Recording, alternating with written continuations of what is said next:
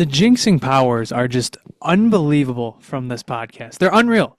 I said last episode as we were shutting things down, I think like all the venting is out. You know, you can only blame the owner for so long. And here we are again. And I have a feeling I know where this is going to, like what road this is going to go down. Yeah, I mean, we have more particularly you, but we have a power that we have to make sure we use correctly and we don't abuse it. Because when you said that to start the episode, I wasn't even thinking about that. I was thinking about Jack Quinn. We said, "Oh yeah, I think he should get set down in the Amerks," and he scores 2 goals in the next game he plays. It's a power we can't abuse, but it's fun to see. I've really come out on the better side of it. And yet again, this it like I'm gonna say I don't know what to say anymore, but like what? How do we keep doing this over and over and over again? I mean, Elliot Friedman starting the day off by saying it's either gonna be there's either gonna be a ton of changes or they're gonna give him they're gonna give him all the support. And I just thought to myself, I'm like, there's no way, there is no way after 10 losses in a row that they just say, keep it going, guys. You got this. The old Ted Lasso pointing at the believe sign. That's exactly what they did. That's exactly it. That's it. Yeah, That's all they did. Unbelievable, man. It's unbelievable.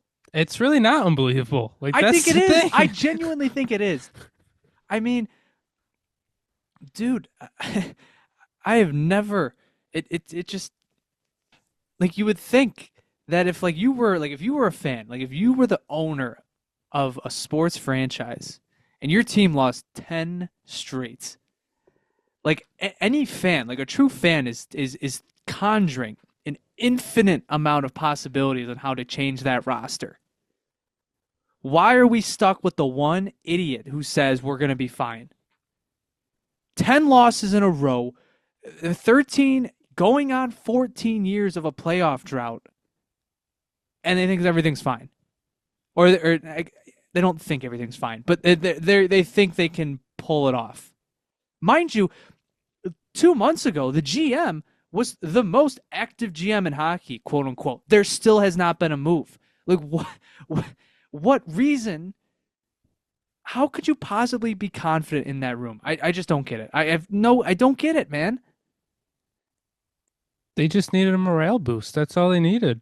I jokingly said in the morning once that came out, Terry's just going to give everybody a motivational speech and everything's going to be fine. And that's That's legit exactly what what happened. happened. That's exactly what happened. Dude, he said to the players' faces a big trade wasn't coming.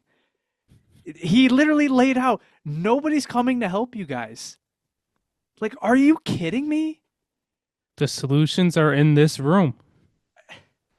Like he said that there was that Instagram post going, or I saw it on Instagram.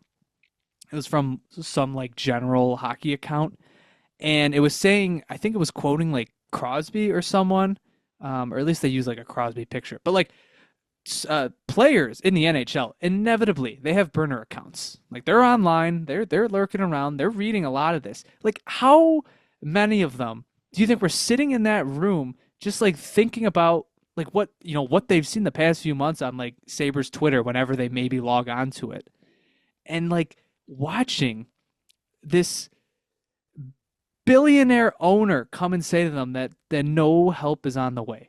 Also, how many guys do you think that was their first introduction to Terry Pegula, like in person? I mean, unless they signed an extension with us, then probably all of them. Like maybe UPL Cousins, Darlene, Tage. I think those are the four that have probably met him. I would say, Other than well, that, any of the guys that got drafted, like Zach Benson, met him on the floor. okay, he saw him on the floor. That's about it. Fair enough. It's amazing that it's like groundbreaking news that he was gonna be with the team. And like, when's the last time you have seen Terry Pegula at a Sabres game? that They wasn't never show him. that wasn't an event.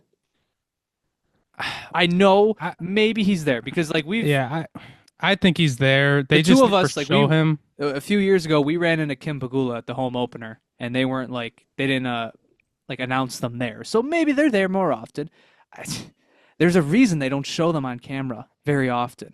I mean, to be fair, in sports, there's really only a few owners that broadcasts usually show, and it's usually the Yeah, big name ones. Like they don't always show owners at games.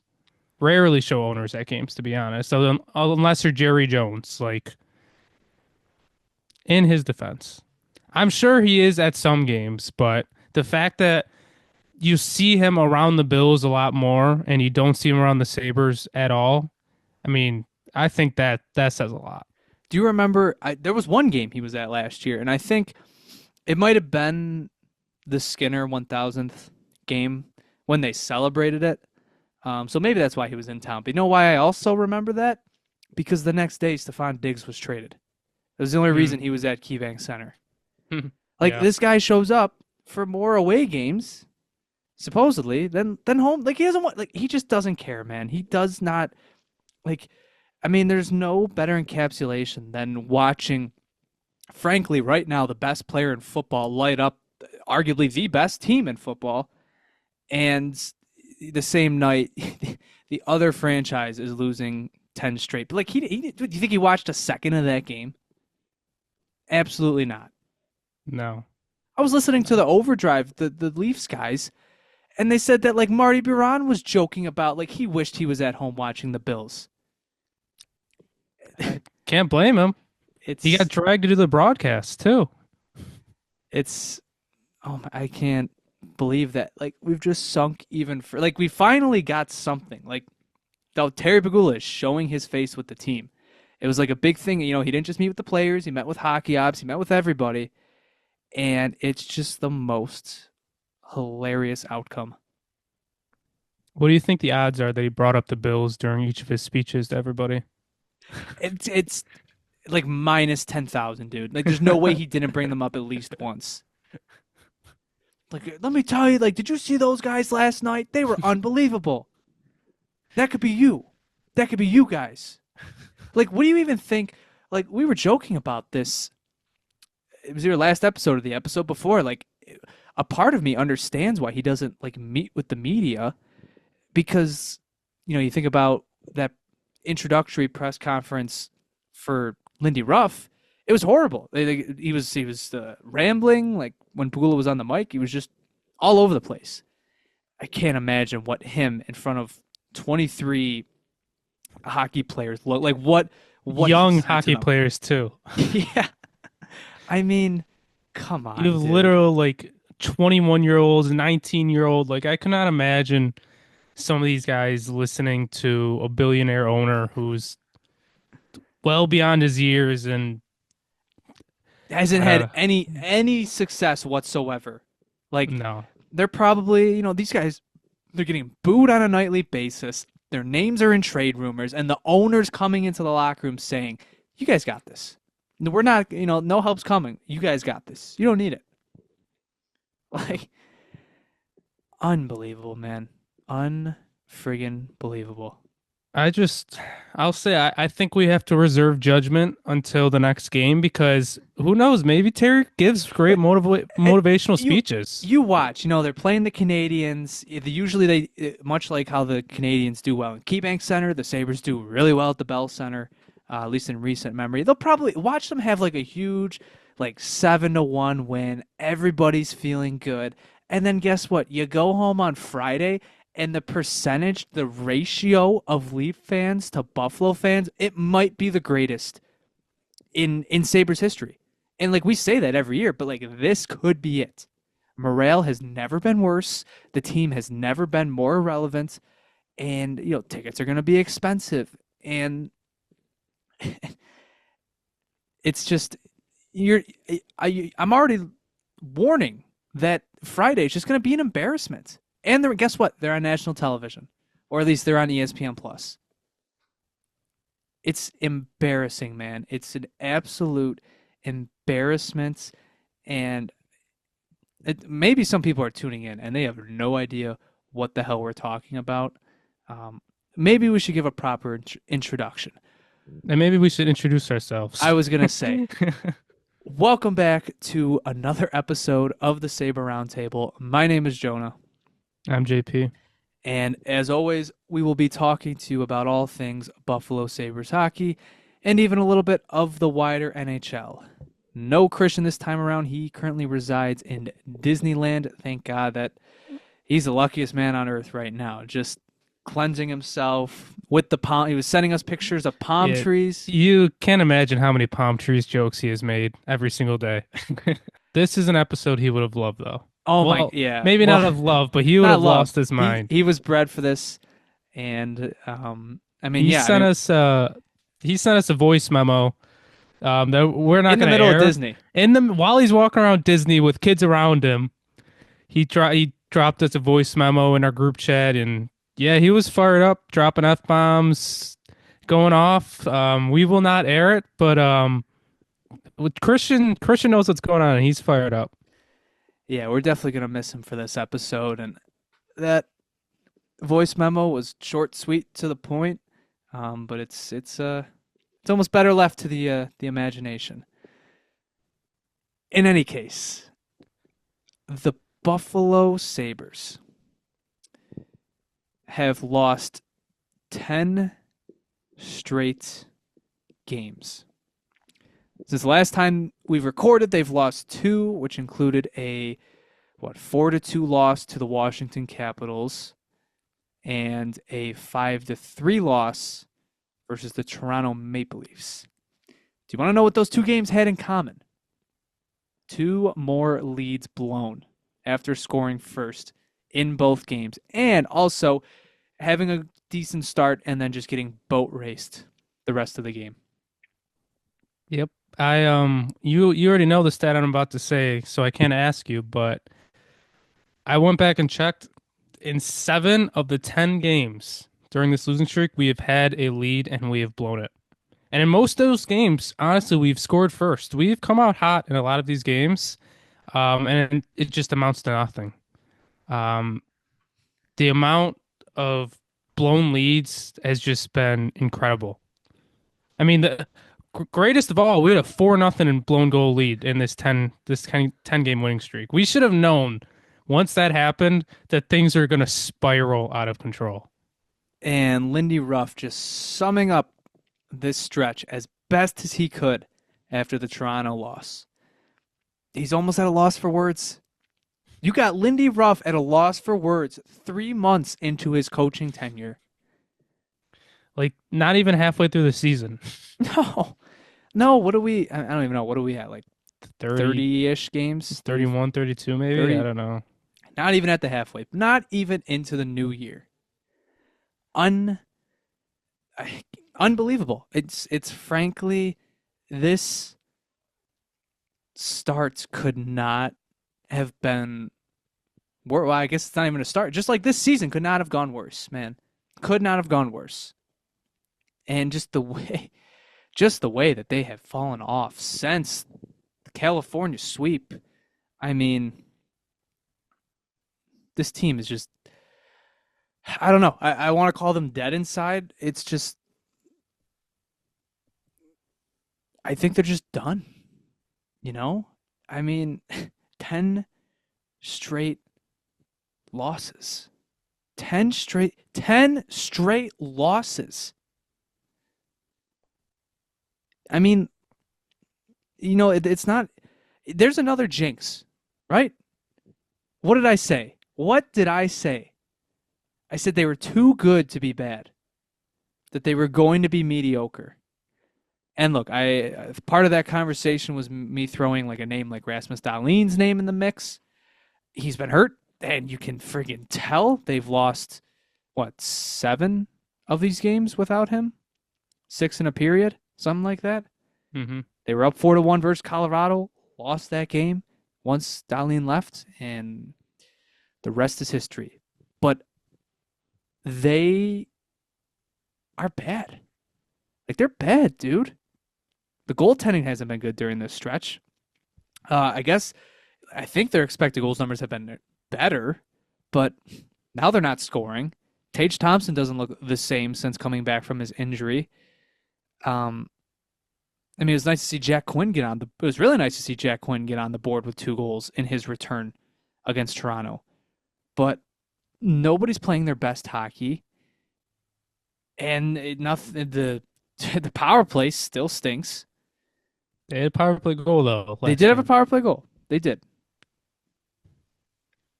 They're a bad hockey team. Like, especially at least without Rasmus Dahlin, they're bad. Yeah.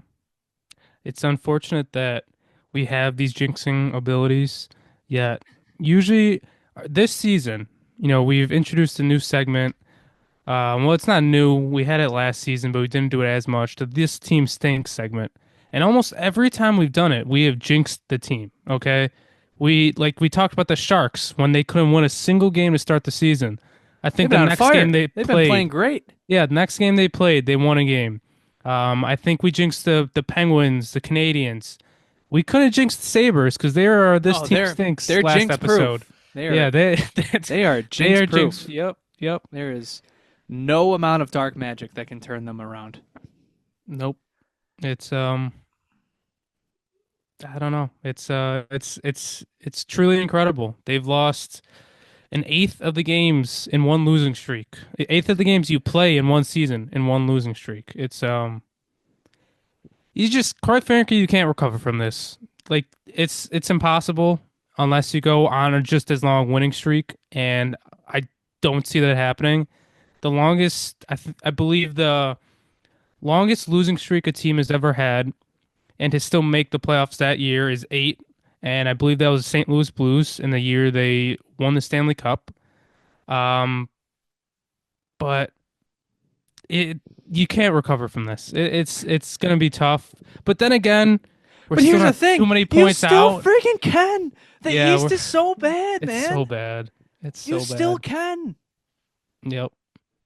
We are like a win away from being close or a win away from being in last place. Like it's unbelievable. It is crazy. I mean, the fact that that New York Rangers game a few games ago had like actual playoff implications is crazy. They are wasting the 2 worst years of the Eastern Conference like in a decade. In a decade. Like I've been on record as saying like one of the better parts of waving the white flag on the Eichel era and rebuilding again was that the Eastern Conference was loaded. The Metro was the best division in hockey. Uh, in the East, you had Tampa, you had Florida, you had Toronto and Boston. I mean, you still have them, sort of, but nobody was taking them out of their spots. And this was it. This was your window. This is when you were supposed to ascend to the top of the division. And you just lost 10 straight games with a team that is supposed to be good. Like they're hurt. They're not that hurt. It's incredible. It's only this franchise that just sinks to new lows time after time after time. I Do you know how mean, many points out of a playoff spot we are? oh, man, what are they like 11 and 4? 11. Well, how many OT losses do they have? They're 11, 16, and 4. We've played 31 games. What are they like 6, We 7 points out? 6 points out. 6 points out, man. Our other friend, the Ottawa Senators, are currently in a wild card spot at 32 points, and we've 26. Inexcusable, man. Inexcusable. They're gonna they're gonna let these 2 years go to waste, man.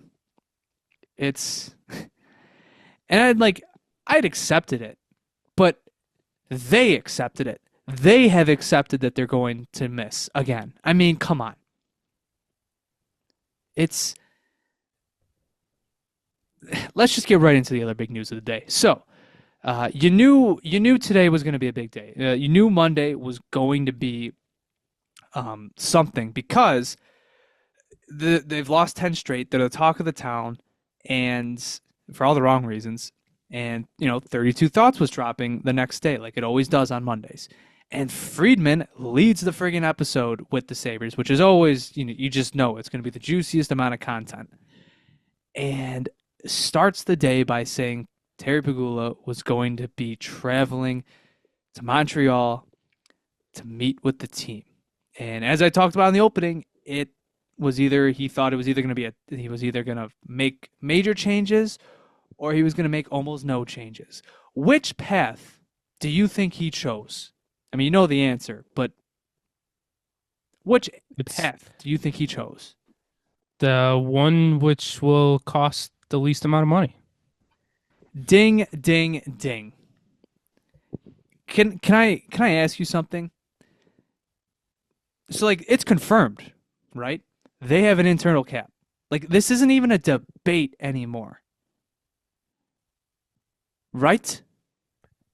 Yeah, I mean, I guess so. I don't. Sure. I mean, it's not even up for debate. Like even to this point, I still feel like it was up for debate. What other evidence do you need? 14 years, and your answer is to trust what's in the room.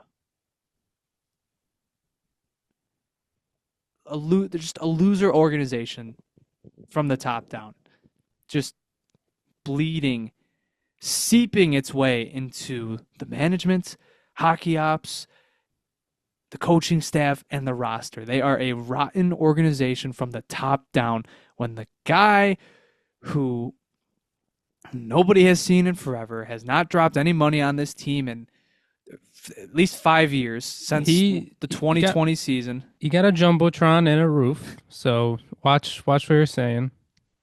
has not seeped any money into the roster in 5 years, is saying that they have what it takes after losing double digit games in a row, after being 2 points out of last place in the conference. They might be in last place by the end of the night tomorrow, but it's all okay. It's all going to work itself out. That's right. Solutions are in the room. It's absolutely pathetic. And frankly, I am sick and I am tired of him not being criticized for it. It's such a terrible thing for the Sabres that the Bills are a friggin' juggernaut. He'll never be criticized for the fraud that he is. Never. That's the power that Josh Allen is quite literally saving Terry Pegula from probably having the label of the worst owner in sports. He I would mean, definitely be up there. what what his inaugural plan with the Bills was to hire the Ryan brothers. How did that go? Did not go well. It went much like what we've been seeing with the Sabres. He's he got lucky with the Bills. He got lucky. He hired McDermott because he was a wrestler and he brought a Hired notepad to the one interview. guy. Hired Yep. one guy. Who then that head coach, he was the one who ended up basically hiring the GM. And then they found Josh Allen. Like he got lucky. He hired one guy, he made one good hire, and that's about it. Anything else, any other hire he's pretty much ever had has not gone good. Has not gone good. Every single hire he's made for the Sabres has not worked out. Um, it's just anything that he does or PSC has done has quite frankly has not worked out. The only reason the Bills are doing so good is because they're so hands off, and I'm sure Bean and all of them are like, We could take care of this. Let the professionals handle this." Once the Pagulas got involved with the Sabres, that's when everything went downhill. I mean, you mentioned PSC. It doesn't even exist anymore. No. I mean, another failed business venture. Anyways, to quote exactly what supposedly was said in the locker room, or at least what we heard it was. So Frank Cervalli coming out and saying that sources indicate Sabres players met with owner Terry Pegula and GM Kevin Adams today in Montreal. Summary of the message. We believe in you. The solution is within this room. Pegula professed faith in Adams, Ruff, and apparently told players to not expect a big trade.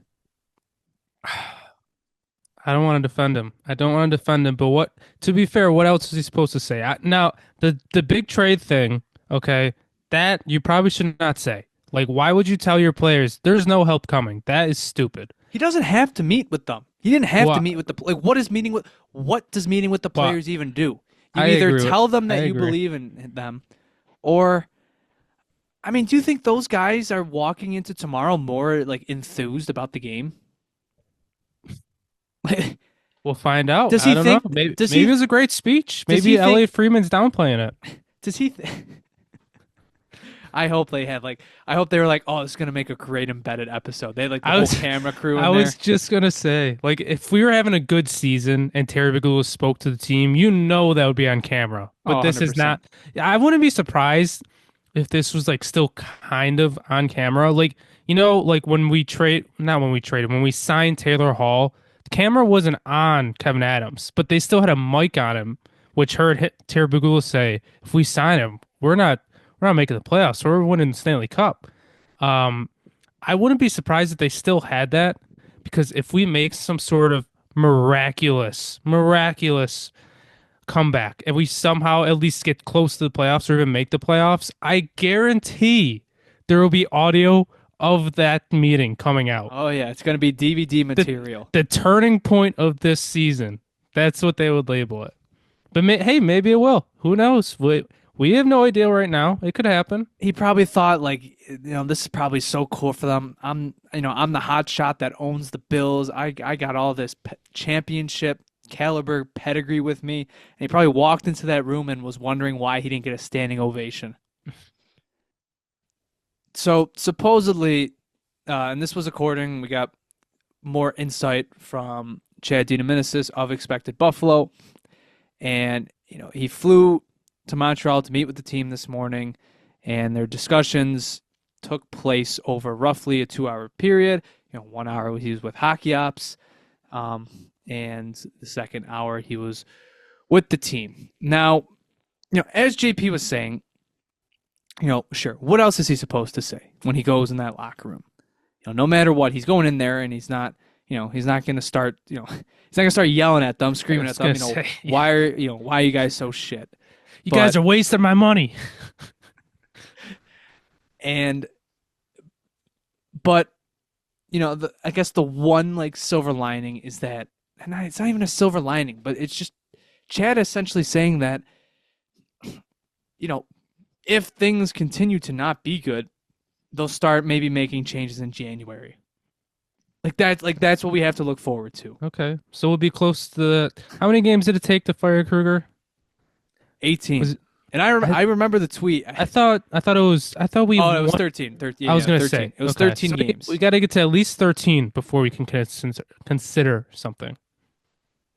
13 games before they fired. Right. It wasn't 12. It wasn't 10. It wasn't 11. It was. Nope. It was the 13th game. They just had to give him that little bit of cushion to see if he could turn it around.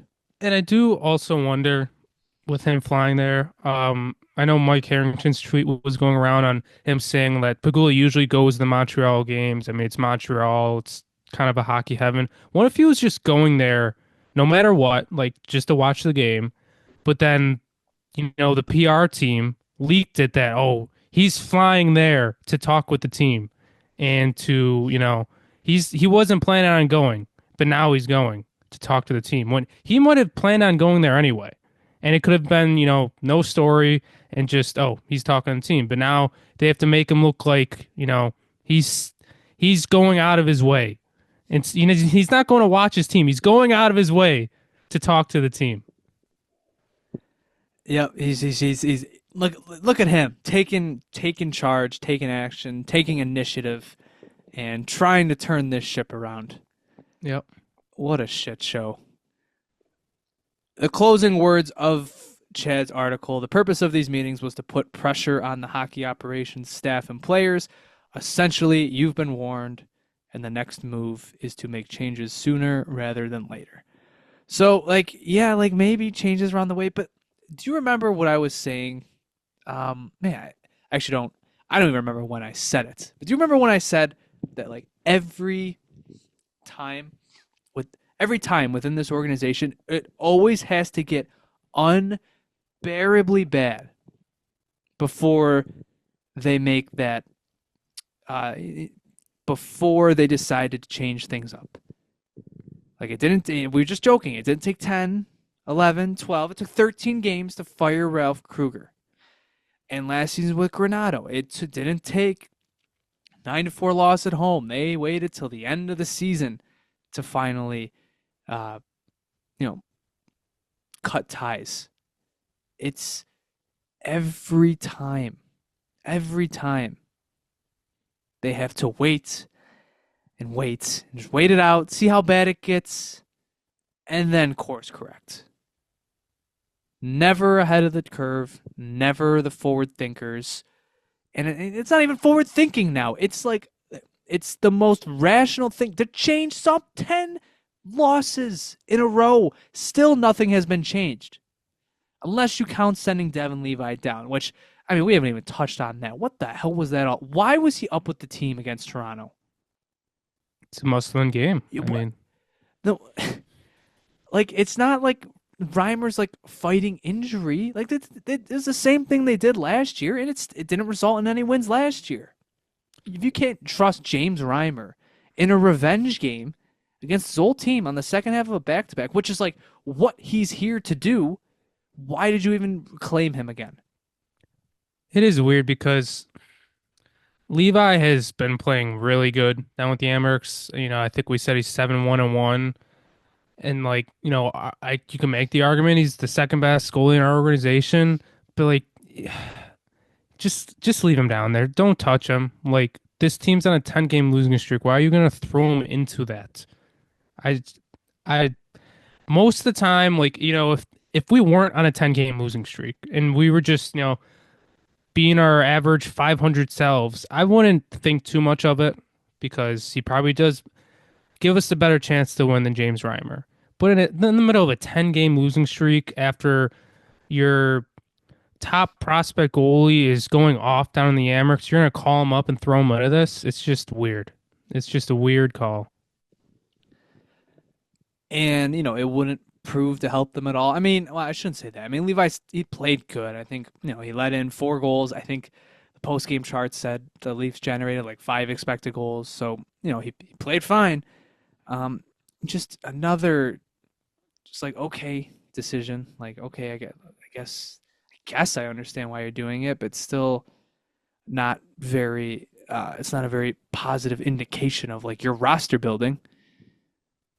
But yeah, like zero changes, man. Still zero changes. Not even like an assistant coach fired. Not even the like assistant trainer or something. I don't know. Someone. That Zamboni driver, like someone in the organization's got to go. Like how do you preach accountability for 4 straight months? You've lost 10 games straight. Nothing has changed. Nothing. You are a parody of yourselves. It's incredible. It's incredible. But at least he had them doing push-ups in the summer. At least they were worked really hard in training camp. It's just they continue to just be the masters of PR. Another practice canceled. And like you said, like somebody probably leaking that he was going to meet with the team. Just God, they're so good at what they do. They're masters at being just an absolute just tire fire at every turn, man.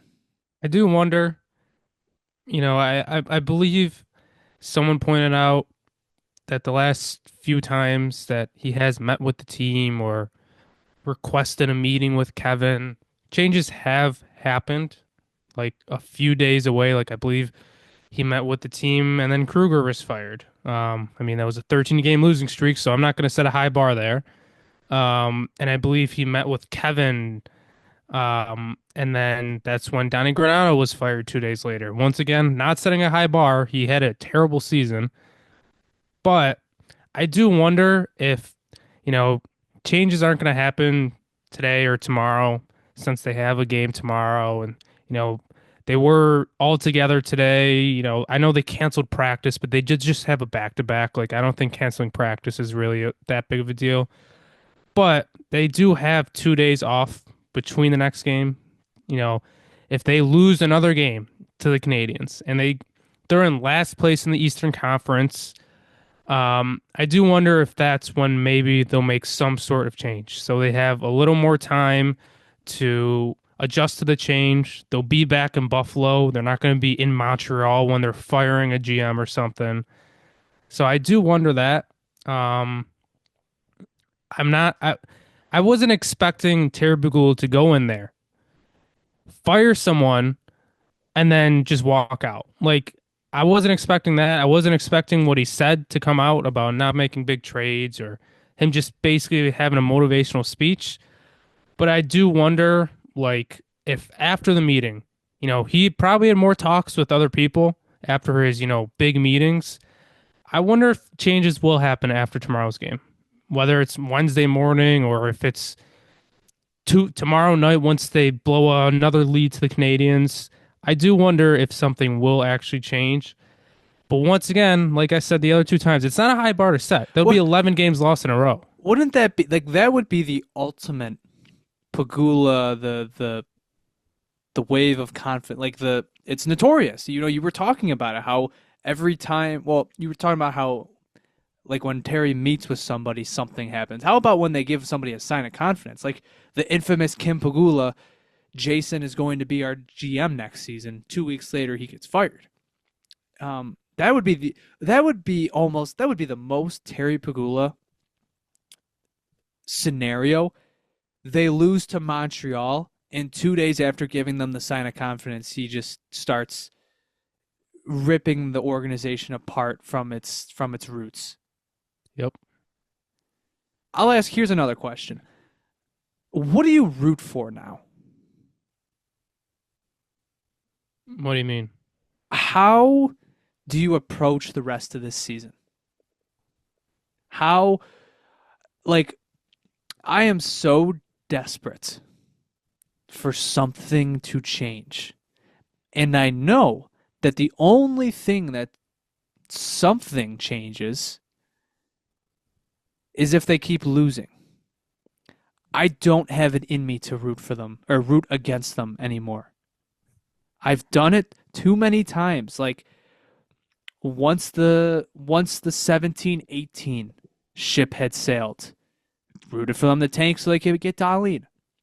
Once even after the allure of the 10-game win streak back in 18-19, and they went into free fall, like when they went and only won 2 games in March of that year, yeah, I was rooting for it because I didn't want Phil Housley to continue to be head coach in in 2020. I kept rooting for the losing. Well, I kept rooting for the losing streak to go on until Kruger got fired. That point onwards, I was rooting for them to start winning, but I was rooting for that to happen. And in last year, like I was rooting, not rooting, but like I was I knew that Granato would not part ways from this team unless there was a prolonged losing streak, like Kevin Adams said in the postseason presser.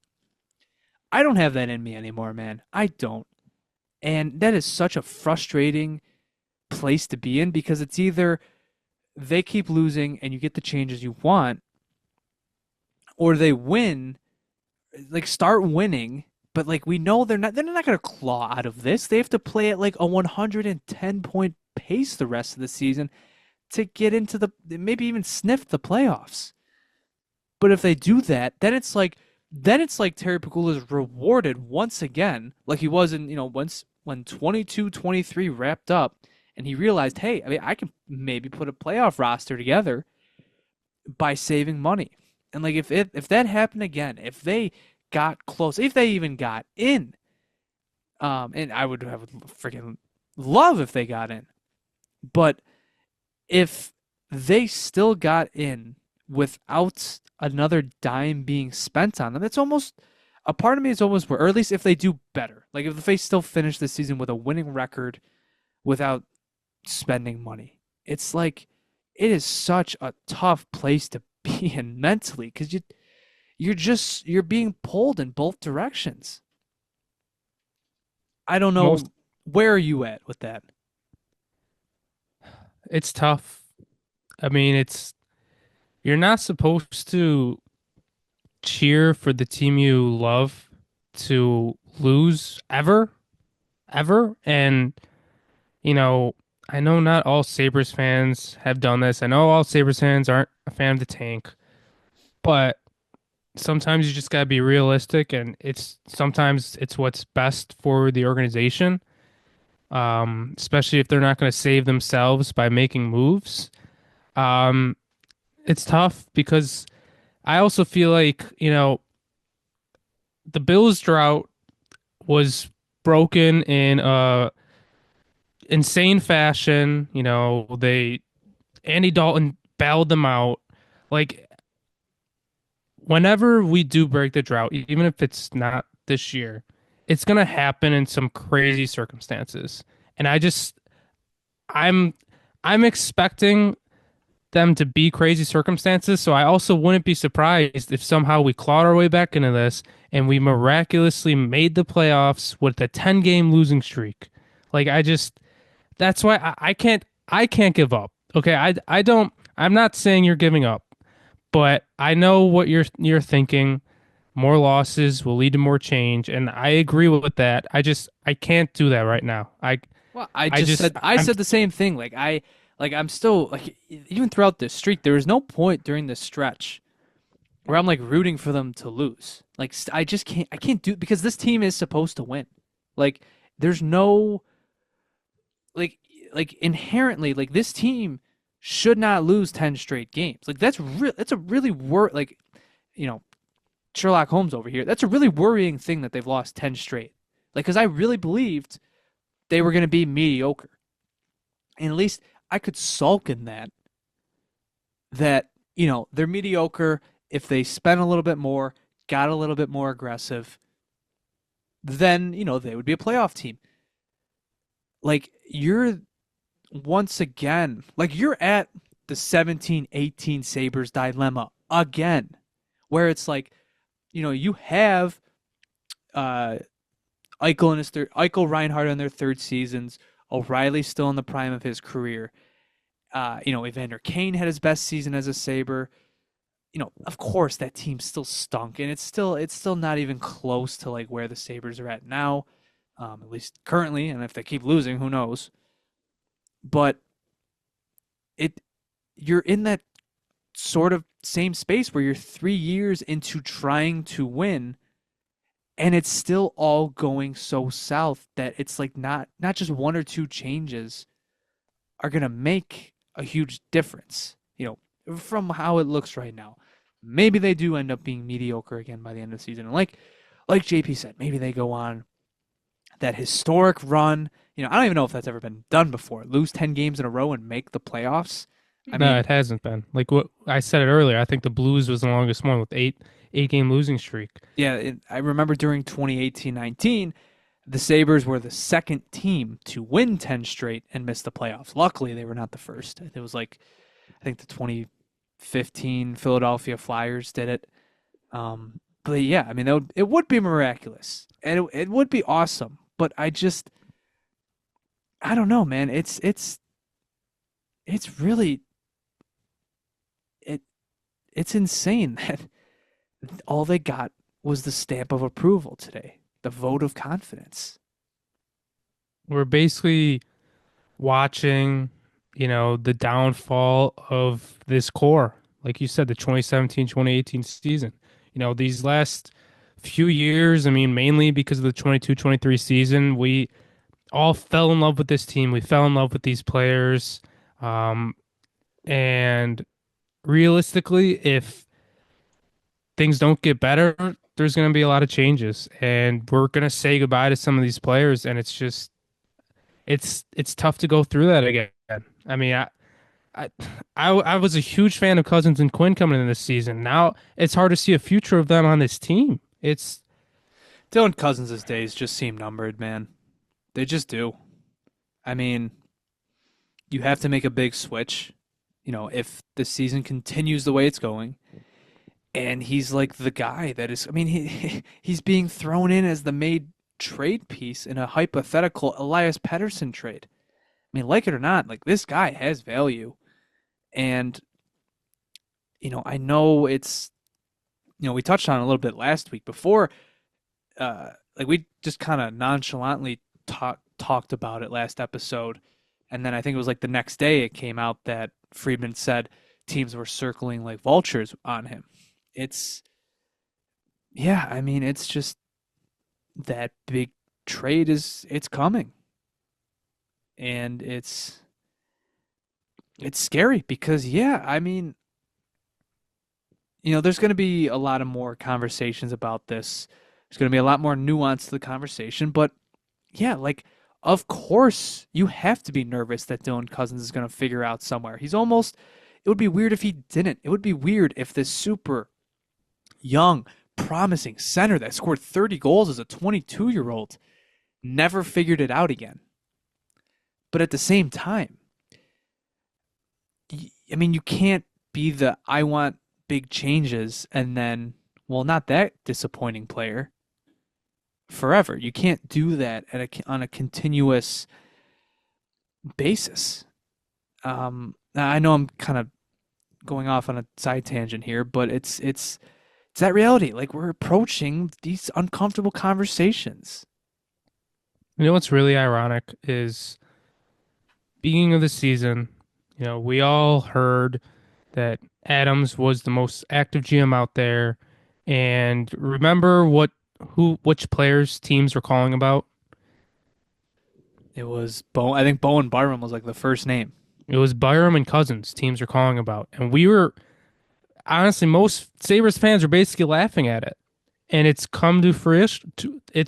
It's the reality that's probably what's going to happen. Like maybe the other GMs are ahead of the curve. I don't know, but like we were laughing at other GMs for calling for Dylan Cousins and Bowen Byram at the beginning of the year when Kevin Adams wanted to make a splash, wanted to make a trade.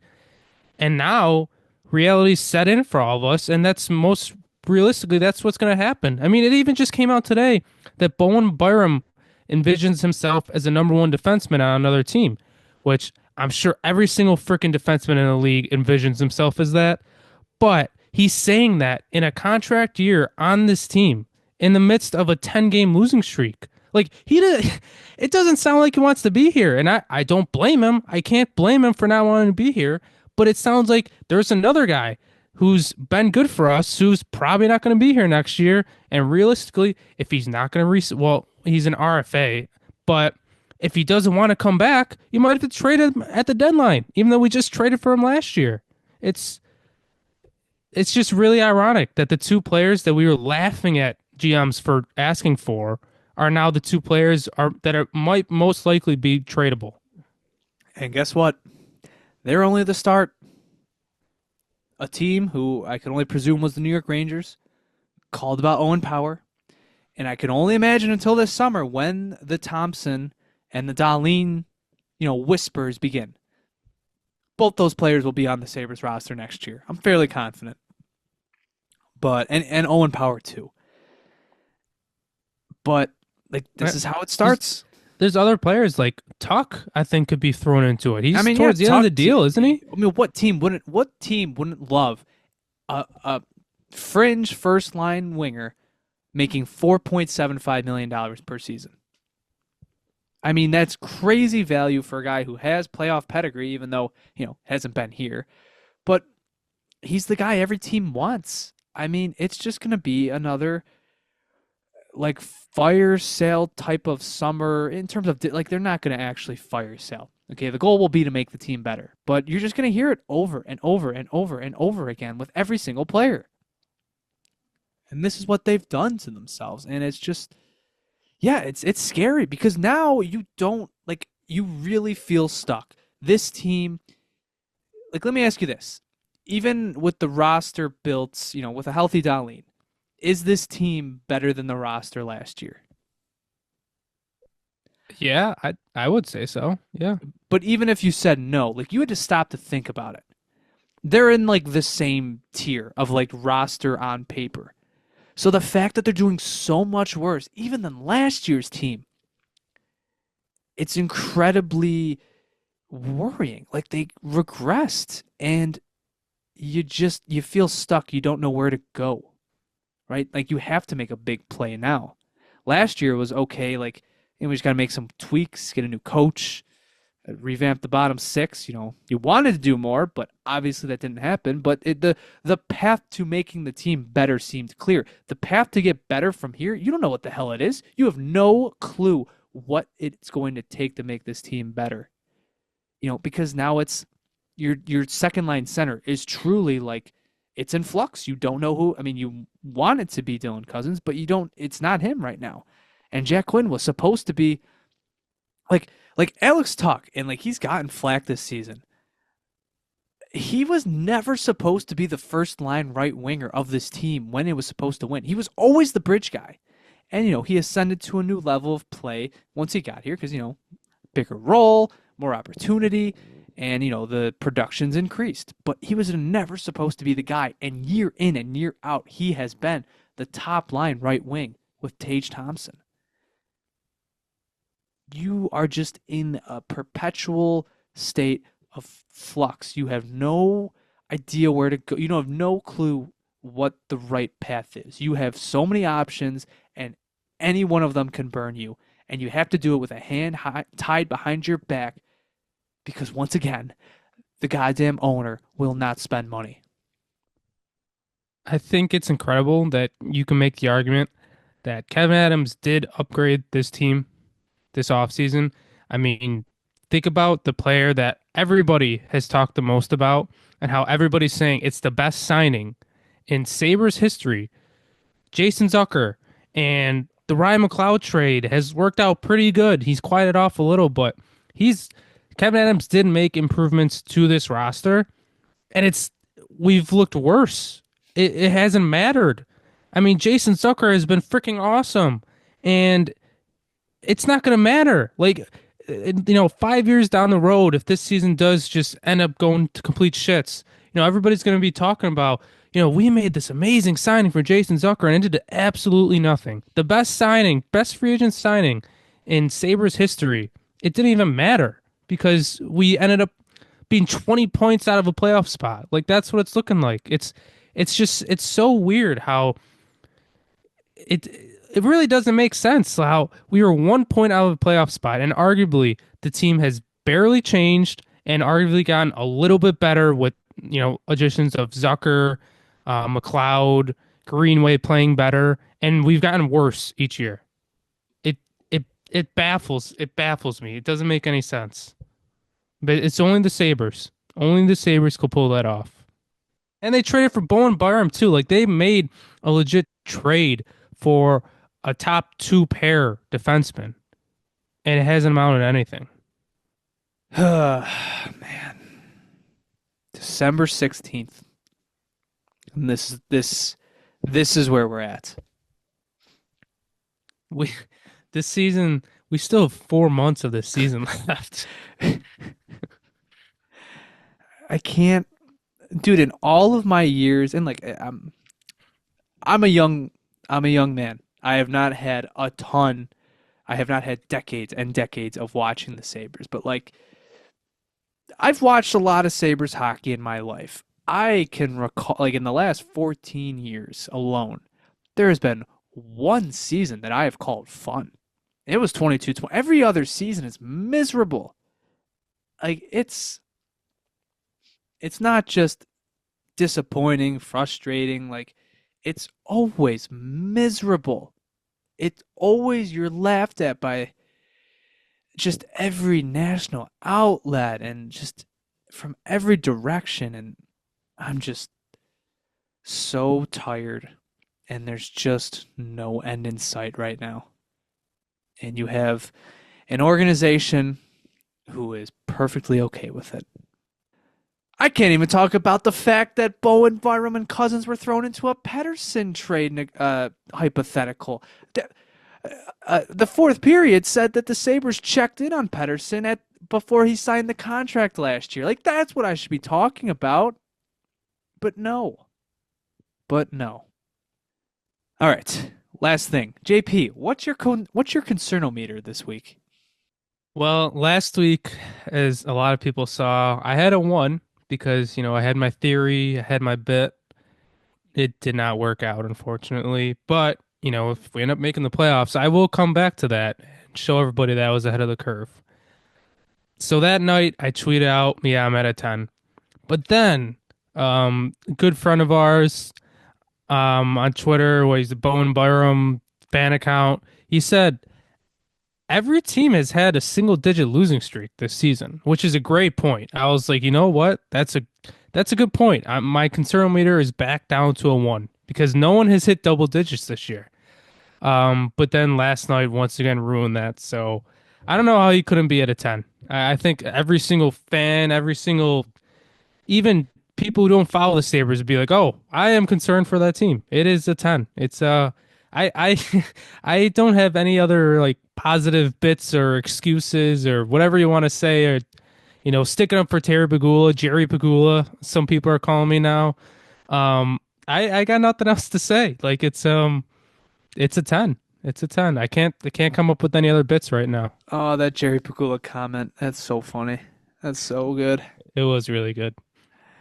Yeah, it's a 10. I just man, I don't even know if it's going to come off of a 10 for the rest of the season. Crazy. This segment is almost going to be pointless, but We chose the worst possible time to start a Sabres podcast. You dude, could have started it any other year during we the had one drought. fun we had one fun season. Yeah, we did. We did. But if you started at any other point during the drought, like it would not be this negative. And we started it. Man, I don't know. Could you imagine if we had been doing this for like eight Well, plus no, years? I'm not saying that, but I agree with that. But I'm saying, what? We're 3 seasons into this, right? If we would have done this, in 2017, 2018, it would not have been this bad. Like it's just we started the podcast at the wrong time. And maybe we're at fault here. I mean, maybe this is our fault. I'd say we might have to go retro night.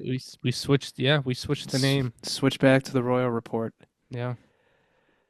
All right, I think that's enough. It's enough rambling for one day about the team. Um, should I twist the knife a little bit more? The only segment I have left is checking in with old friends. Yep, let's do it. So we got two former Sabres. One was just named, I believe, the third star of the week by the NHL. Yes, it was. Linus Ullmark. He, in his last 7 games, is 6-0-1 with a 950 and 11.12 goals saved above expected. The Senators are currently in a playoff spot. Yep. I was thinking about this. So like we joke about the trio of mediocrity, Senators, Sabres, and the Red Wings. It's kind of funny. Like the Sabres had their fun season, close playoff miss by 1 point. Detroit, it was theirs last year. So like it's Ottawa's turn. Ottawa's Yep. turn to just come up short. Yep. But no, they're looking really good, and old friend Linus Ullmark is right now he's killing it. Good for him. Good for him. Cause he started off the season really bad. Oh yeah, So good for him. sure, good for him. Uh, the other one, Victor Olofsson, who's been out with injury for some time, but since coming back, has still been scoring goals. He's played 11 games in total this season. How many goals do you think he has? 5. 7. Oh my God. He's got 7 goals in 11 games. Jesus. It never ends. No, it It doesn't. never ends. So, always fun to twist the knife a little bit more. I know some people getting hung up on old players. I'm not hung up on Linus Ullmark or Victor Olofsson, but it's just kind of the Olofsson. It's funny. Like I don't miss Victor Olofsson whatsoever, but like just stop scoring at a 50 goal pace, man. Like go away. That just made me think. There's every team has so many players on different teams now. Is there any players on teams that are below us? Which is right now, it's only Montreal, Chicago, and Nashville that were a former Sabre. Oh, Taylor Hall, is that maybe the only one? I would They- think. Who are the three teams? Nashville, Chicago, and Montreal are below us, and Uh, Anaheim's tied with us. But all the other former Sabres are on better teams than us. Just think about oh, I that, mean, let other me than think. Taylor Like Hall. the Habs got Armia. Um, That barely counts. Nashville. I'm trying to think. They had Wedgwood. That also barely counts. Yeah, well, it really shouldn't count. He never played a game as a Well, Sabre. exactly. Trying to think. Who else? The ass Oh, man right. still isn't. Nashville. Oh, Ryan Ryan O'Reilly. O'Reilly. Hello. Yeah, but he already got his one up on our organization, so it doesn't matter. There was that rumor flying around that Nashville is one of the teams that have called on Cousins, which makes sense because they have like no like high end center talents. Do you want to know something funny about Ryan O'Reilly? No. I What? don't believe he has a no trade clause. Oh my God. Could you imagine? He does not have any clauses in this contract. He might retire if he gets traded to us. He already lost his love for hockey once. You want to lose it again? Oh my god. I think the Pegulas would rather not revisit that Yeah, I the way don't. that went down. I agree with that. But funny. So yeah, checking in with old friends always a fun time. And by fun I mean not at all. We gotta start we gotta put together some funny ones. Like, everybody's always shining a spotlight on which ones are doing good. We gotta laugh at some. Okay, I like that. I could find some players. I mean, Taylor Hall, he's not doing good. How about that? No, healthy scratched. Exactly. See? Yeah. Chris Drury might be fired. Yeah, There you go. that's Did you that see? is true. It's so funny, like, because the Sabres got all the most of the attention today, and like the Rangers, blown out at home at MSG by the St. Louis Blues yesterday, and it's just so funny that like they were getting jealous, saying that like even the Sabres or even Kevin Adams is facing scrutiny while Chris Drury is off scot free. It's like you guys went to an Eastern Conference final. You won the President's Trophy last year. Like, I'm not saying Drury shouldn't be questioned. Like, putting half your players on the trade block publicly, like, it's not a good move. But it's just like, do you not understand the difference between these two situations? Yeah, it is kind of funny. It's. I mean, that team's under absolute dumpster fire too. I mean, I think you just had Steve Dangle say, I don't know where he was talking, but that the players literally want to change. I Like mean, there's I probably would. Like, I'm not, trust me, I'm not giving Kevin Adams any credit for really anything, but yeah, what Drury did was kind of, I mean, it was risky and it did not pay off. Putting your captain and the guy who probably should have been captain and Chris Kreider on the trade block publicly, and then, they were basically fighting Jacob Trouba also publicly for the last few months. I mean, yeah, it wasn't pretty.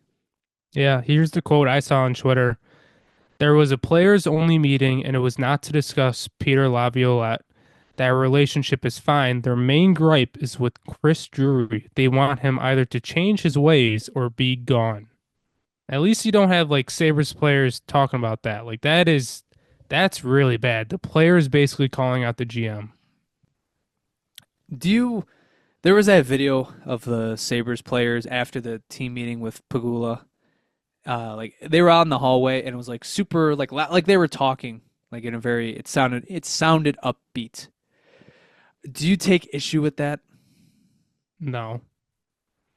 Yeah, look, if you take issue with guys like I don't know, I mean, you don't want them to be down in the dumps all the time. Like you want them to